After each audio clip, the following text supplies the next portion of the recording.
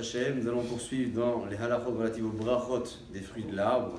Commencions par un principe halachique évoqué déjà la semaine précédente à propos d'une personne qui a devant elle un fruit pour lequel elle doit réciter la bracha de Adama avec certitude et un second pour lequel la halakha se pose la question: est-ce que le fruit nécessite une beracha de Adama ou une beracha de Haetz? Est-ce que vous vous souvenez de quel cas parle-nous?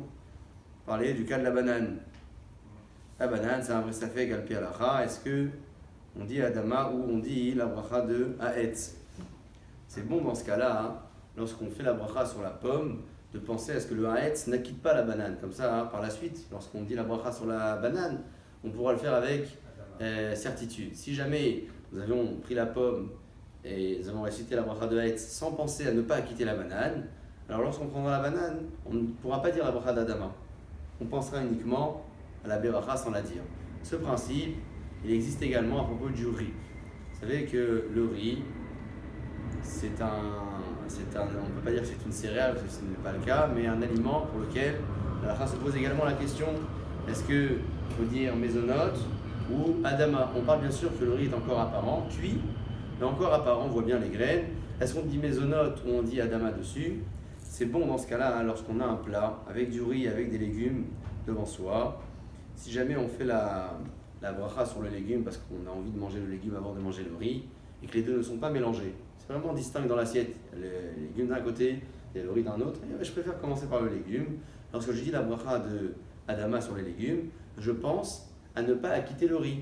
Pourquoi? Parce que d'après certains poskim, certains décisionnaires, la bracha de Adama peut m'acquitter de la beracha du riz. Donc je dis la bracha d'Adama sur le légume, je pense à ne pas acquitter le riz. Si jamais j'ai resté la bracha d'Adama sur le légume et j'ai pas pensé à ne pas acquitter le riz, peut-être que le riz a été acquitté. Lorsque je mangerai le riz, je ne pourrai pas dire la bracha de mésonote.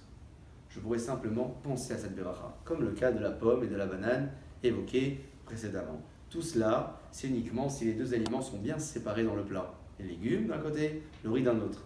Si le tout est bien mélangé, dans ce cas-là, je dirai la bracha sur le riz, qui est l'aliment principal, et la bracha que je dirais, c'est la bracha de mésonote. En mémotechnique, c'est bon de se rappeler que le riz, c'est Amen. Amen, c'est Aleph, Orez, Mem, c'est mésonote, et le Nun, c'est Nefashot pour la bracha Charona. C'est un cas qui est particulier.